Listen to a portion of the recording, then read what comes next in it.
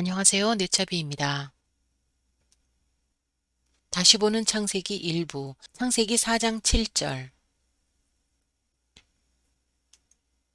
현재 가인의 제사가 받아들여지지 않은 이유로 가장 일반적인 해석 두 가지가 있습니다. 첫째, 가인이 품질 낮은 소산으로 제사를 드려서라는 이유와 둘째, 피 흘리는 양으로 제사를 드리지 않아서라는 이유가 있습니다. 가인이 품질 낮은 소산으로 제사를 드려서라고 보는 해석은 유대 미드라시나 야스리 책에 나오는 이유이며, 피 흘리는 양으로 제사를 드리지 않아서라고 보는 해석은 예수님의 보혈과 하나님이 아담에게 지어주신 가죽 옷에 근거를 둔 해석입니다.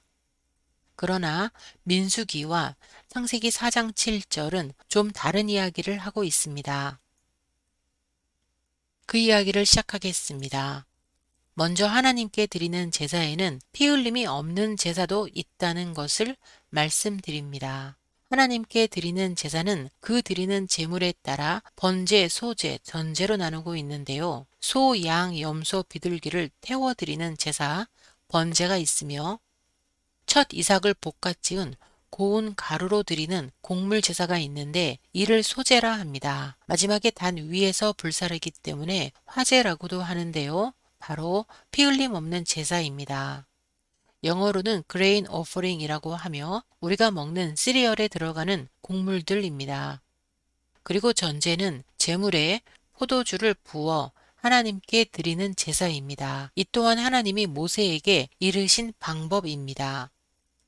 그러므로 가인이 드린 제사는 문제될 게 없는 제사입니다. 가인이 드린 제사는 하나님이 요구하신 제사 중 하나인 소제이기 때문이죠. 어쩌면 가인과 아벨이 드린 제사는 양으로 드린 번제와 밭이 소산으로 드린 소제와 포도주 전제였을지도 모릅니다.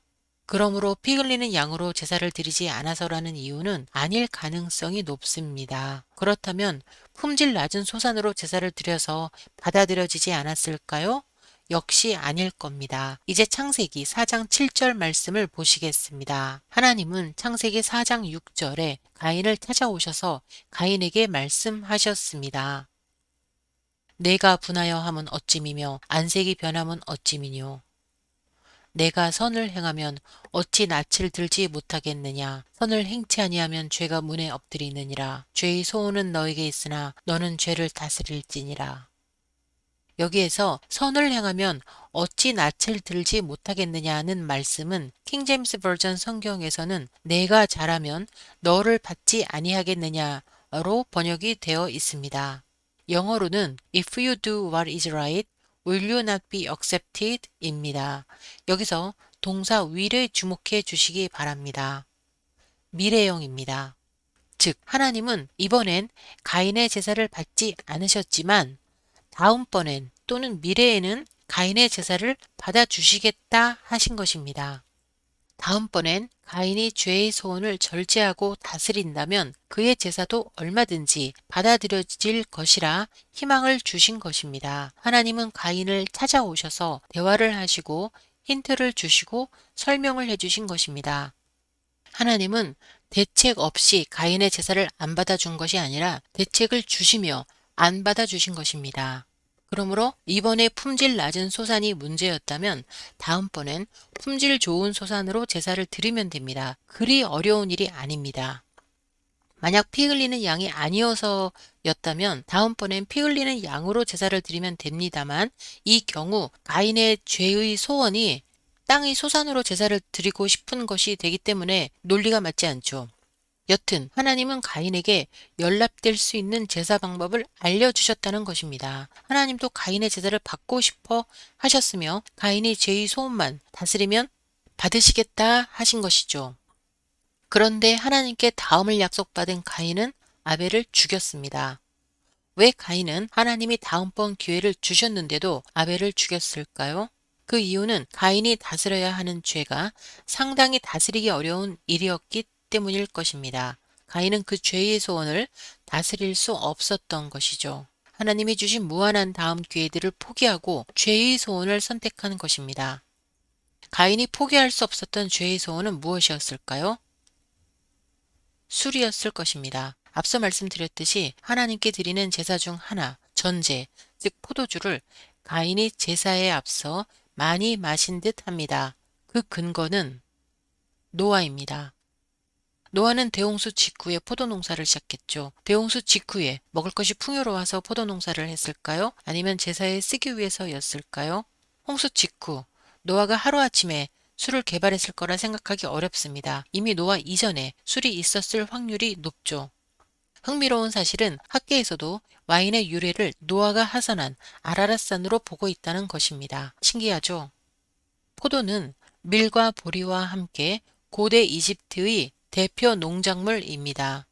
또 맥주와 빵의 기원은 이집트라고 합니다. 아라랏산과 이집트 중간에 있는 이스라엘.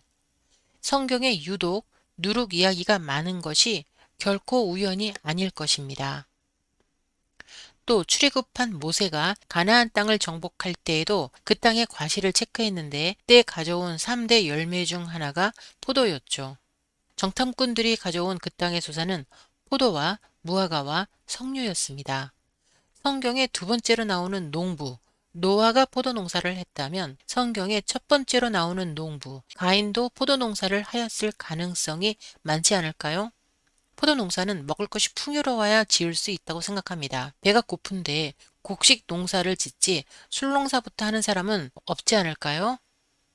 그런데 풍요로움만 봤을 땐 에덴 동산 직후 가인 때가 홍수 직후 노아 때보다 훨씬 더 풍요로웠을 거란 것이죠.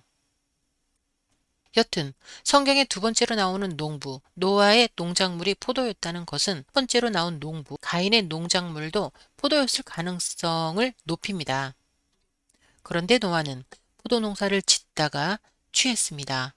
완전한 의인 노아가 포도주를 마시고 취했다면 죄를 다스리는 힘이 부족한 가인은 포도주에 중독이 된 채로 살았을지도 모르는 것이죠. 술 중독은 현대에도 고치기 어려운 병입니다. 설명이 필요 없을 것입니다. 술에 취한 채 하나님께 제사를 지는 사람들이 성경에 있습니다. 모세의 형 아론의 아들 나답과 아비후입니다.